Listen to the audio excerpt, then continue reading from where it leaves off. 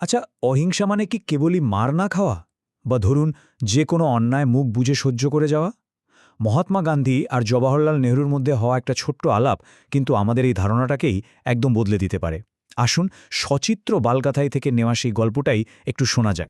একবার চোখ বন্ধ করে ভাবুন তো, গান্ধীজির সেই শান্ত আশ্রম, একটা মাটির কুটির, চারদিকে হয়তো চরকার একটা মৃদু শব্দ ভেসে আসছে।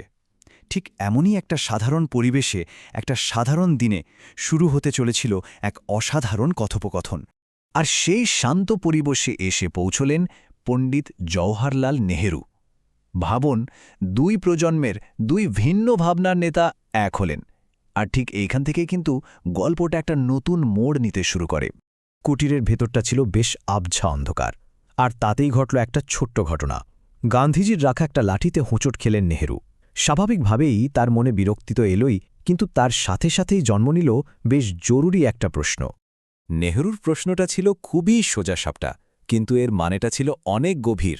ভাবুন একবার, যিনি সারা বিশ্বকে অহিংসার পথ দেখাচ্ছেন, তার কাছে হিংসার প্রতীক এই লাঠি কেন? এই যে একটা আপাত বৈপরীত্য, এটাই নেহরুকে ভাবাচ্ছিল। গান্ধীজির উত্তরটা, ওহ, ওটা ছিল একেবারে তারই মতো, একদম বুদ্ধিদীপ্ত আর বেশ মজাদার। উনি হেসে বললেন, তোমার মতো দুষ্টু ছেলেদের সোজা করার জন্য। দেখুন, এই একটা কথাতেই ঘরের ওই ভারী পরিবেশটা কেমন এক নিমেষে হালকা হয়ে গেল। তিনি যেন বুঝিয়ে দিলেন যে কেউ গভীর কথা বলার আগে মনটাকে একটু সহজ করে নেওয়াটা কতটা জরুরি। তবে হাসি মজার পর্বটা তো শেষ হলো। এবার গান্ধীজি একটু গম্ভীর হলেন, আসল কথায় এলেন। তিনি বুঝতে পারছিলেন যে নেহরুর প্রশ্নের উত্তরটা শুধু একটা রসিকতা দিয়ে শেষ করা যাবে না, এর গভীরে যাওয়াটা খুব দরকার। আর এখানেই গান্ধীজি অহিংসা নিয়ে আমাদের সবার মনে যে একটা সাধারণ ধারণা আছে, সেটাকে এক ঝটকায় ভেঙে দিলেন।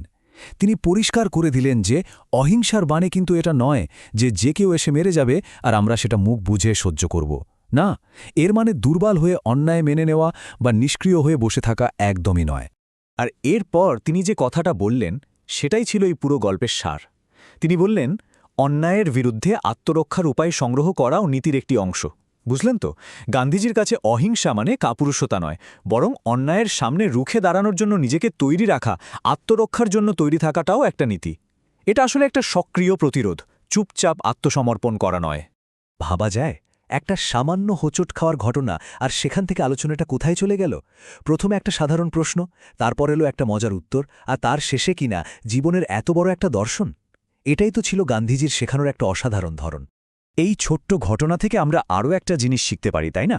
যে অনেক সময় বড় বড় জ্ঞানী মানুষদেরও শিশুদের মতো করে খুব সহজভাবে কঠিন সত্যিটা বোঝানো যায়।